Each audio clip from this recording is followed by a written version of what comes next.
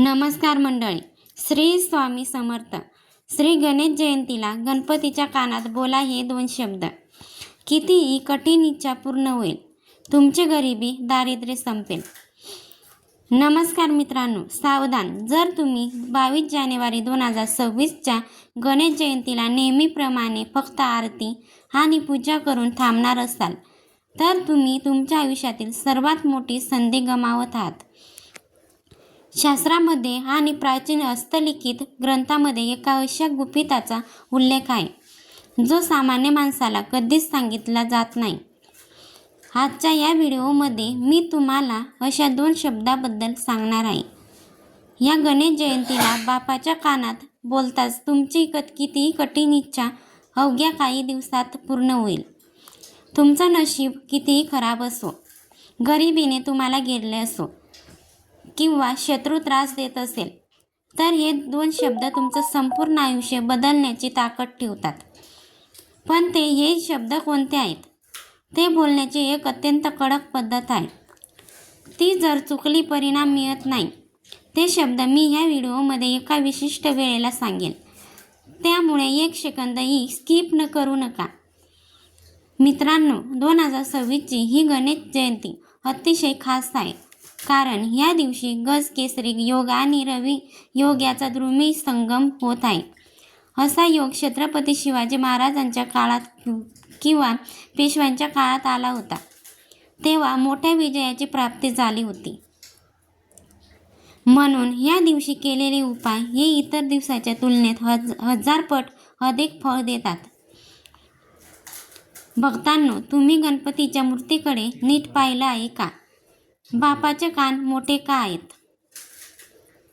कारण तो जगाचा दुःख ऐकून घेतो. पण गणेश जयंतीच्या दिवशी रात्री 9:42 ब्रह्मांडात एक असा योग जुळून येतोय जेव्हा बापाच्या कर्णद्वार सिद्ध होतो. तुम्हाला मला माहीत आहे का, गणपतीच्या कानात बोलण्याची प्रथा कुठून आली? जेव्हा पार्वतीने गणेशाला सर्व विद्या शिकवल्या तेव्हा तिने त्याच्या कानात एक बीज मंत्र सांगितला होता. तो मंत्र ऐकल्यावर गणेशाला विघ्नहर्ता ही पदवी मिळाली. तोच क्षण पुन्हा ह्या गणेश जयंतीला आपण कसा अनुभवू शकतो हे मी तुम्हाला सांगणार आहे.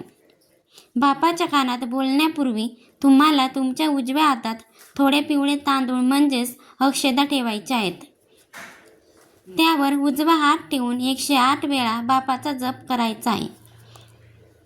त्यामुळे तुमच्या हातामध्ये एक ऊर्जा निर्माण होईल. ती ऊर्जा घेऊनच तुम्हाला बापाच्या कानात ते 2 शब्द बोलायचे आहेत. त्या 2 शब्दाकडे जाण्यापूर्वी तुम्हाला 10 असे उपाय करावे लागतील जे तुमच्या घराची एनर्जी तयार करतील. जर तुम्ही हे 10 उपाय केले नाहीत तर या 2 शब्दाचा प्रभाव पडणार नाही. चला आधी जाणून घेऊया ते 10 महाउपाय. उपाय 1. 21 दुर्वांची जोडी अर्पण करण्याची योग्य पद्धत. बापाला दुर्वा प्रिय आहेत या सर्वांना माहिती आहे, पण 22 जानेवारीला 21 दुर्वा घेताना त्या जोड स्वरूपात घ्याव्यात. प्रत्येक जोडी अर्पण करताना ओम गण गणपतये नमः हा मंत्र म्हणा. यामुळे कामातील सर्व अडथळे दूर होतात. उपाय नंबर 2. शेंदुराचा टिळा. बापाला शेंदूर खूप आवडतो. या दिवशी बापाच्या पायाखालचा थोडासा शेंदूर आपल्या अनामिकाने बोटाने काढून घ्या आणि आपल्या कपाळावर किंवा घराच्या मुख्य प्रवेशद्वारावर लावा. यामुळे घरातील नकारात्मकता आणि दारिद्र्यता कायमची संपेल. उपाय क्रमांक 3. गूळ आणि खोबऱ्याचा नैवेद्य. जर तुमच्यावर कर्जाचा डोंगर असेल तर गणेश जयंतीला पिवळ्या रंगाच्या कापडावर थोडे गूळ आणि खोबरे ठेवून बापाला अर्पण करा. नंतर ते गाईला खाऊ घाला. धनप्राप्तीचे मार्ग मोकळे होतील. उपाय क्रमांक 4. लाल जास्वंदाचे फूल. गणपतीला लाल रंग प्रिय आहे. बापाच्या हृदयाच्या ठिकाणी एक लाल जास्वंदाचे फूल अर्पण करा. तुमच्या मनातील इच्छा बोला. हे फूल दुसऱ्या दिवशी आपल्या तिजोरीत ठेवा. उपाय क्रमांक 5. मोदकाचा संकल्प. शक्य असल्यास 21 मोदकांचा नैवेद्य दाखवा. जर शक्य नसेल तर किमान 5 मोदक गरिबांना दान करा. अन्नाची कमतरता कधीच भासणार नाही. नंबर 6. घरी छोटी मूर्ती असेल तर शुद्ध पाणी आणि कच्च्या दुधाने अभिषेक करा. यामुळे मनातील अशांती दूर होते आणि घरातील कलह थांबतो. उपाय नंबर 7. पिवळ्या रंगाचे वस्त्र. या दिवशी स्वतः पिवळे वस्त्र परिधान करा आणि बापाला ही पिवळे उपकरणे अर्पण करा. पिवळा रंग हा समृद्धीचे प्रतीक आहे. उपाय क्रमांक 8. तुळशीचे पान. लक्षात ठेवा, गणपतीला तुळस अर्पण करत नाहीत, पण गणेश जयंतीला फक्त एकच रूपात तुळस वापरता येते, ती म्हणजे बापाच्या चरणी ठेवून ती नंतर आपल्या आंघोळीच्या पाण्यात टाकावी. याने शरीरातील रोगराई दूर होते. उपाय क्रमांक 9. दक्षिणावर्ती शंख. पूजेच्या वेळी गणपतीसमोर दक्षिणावर्ती शंख ठेवा. त्यातील पाणी घरभर शिंपडा. यामुळे लक्ष्मी स्थिर राहते. उपाय क्रमांक 10. अर्थशीर्ष पठण. या दिवशी 108 वेळा किंवा 11 वेळा श्री गणेश अर्थशीर्ष पठण करा. यामुळे तुमची बुद्धी कुशाग्र होते आणि निर्णय घेण्याची क्षमता वाढते.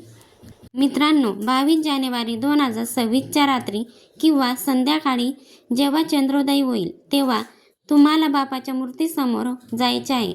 शांत बसा, डोळे मिटा. बापाच्या उजव्या कानावर आपला हात ठेवा. स्पर्श न करता जवळ धरा आणि अत्यंत श्रद्धेने रिद्धी सिद्धी हे 2 शब्द बोला. यश आणि बुद्धी म्हणजे विवेक. जेव्हा तुम्ही बापाच्या कानात 2 शब्दांचा उच्चार करतात तेव्हा तुम्ही बापाच्या दोन्ही शक्तींना आवाहन करता.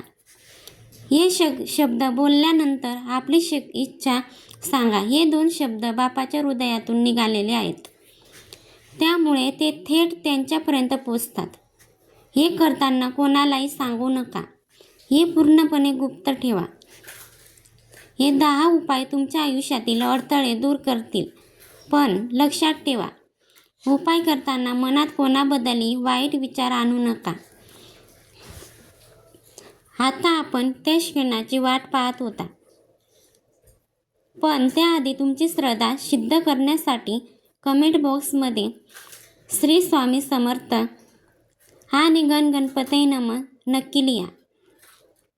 ज्यांची श्रद्धा खरी असेल त्यांनाच याचा अनुभव येईल. आता नीट ऐका. 22 जानेवारी रात्री जेव्हा संपूर्ण जग झोपलेलं असतं किंवा शांत असेल तेव्हा तुम्हाला बापाच्या समोर जायचं आहे. हा उपाय तुम्ही मंदिरात जाऊन करू शकता किंवा घराच्या घरीसुद्धा करू शकता. दिवा लावा. हातामध्ये थोडा अक्षदा घ्या. तुमच्या मनातील इच्छा आहे ती खूप दिवसापासून अपूर्ण आहे, ती मनात आठवा. आता बापाच्या मूर्तीच्या उजव्या कानाजवळ जा. आपल्या उजव्या हातावर ठेवा, जेणेकरून तुमचा श्वास मूर्तीला लागणार नाही. आता मी 1 ते 2 शब्द सांगणार आहे. ते शब्द नीट ऐका. ते 2 शब्द आहेत रिद्धी सिद्धी. हो, तुम्हाला वाटत असेल हे खूप सोपं आहे, पण थांबा, हे फक्त नाव नाही आहे. हे ते 2 शब्द उच्चारताना तुम्हाला तुमच्या जिभेचं टोक टाळूला लावून अतिशय सूक्ष्म आवाजात बोलायचं आहे. रिद्धी म्हणजेच समृद्धी आणि सिद्धी म्हणजेच कार्यपूर्ती. जेव्हा तुम्ही हे 2 शब्द बापाच्या कानात सांगतात तेव्हा तुम्ही बापाला त्यांच्या शक्तीची आठवण करून देता आणि नियतीला तुमचं काम करायचं सांगता आणि त्यांना करावंच लागतं. हे शब्द बोलल्यावर तुमची इच्छा फक्त एकदाच बोला आणि मागे न बघता निघून या. भक्तांनो, हे गुपित आज मी तुमच्यासमोर उघड केलं आहे, कारण मला माहिती आहे की अनेक जण संकटात आहेत. हा उपाय करून पहा आणि तुमचा अनुभव व्हिडिओच्या कमेंटमध्ये शेअर करा. जर तुम्हाला हा व्हिडिओ मनापासून आवडला असेल आणि बापावर तुमची श्रद्धा असेल तर आताच्या व्हिडिओला लाईक करा, शेअर करा. धन्यवाद. श्री गणेशाय नमः. श्री स्वामी समर्थ. जय जय स्वामी समर्थ.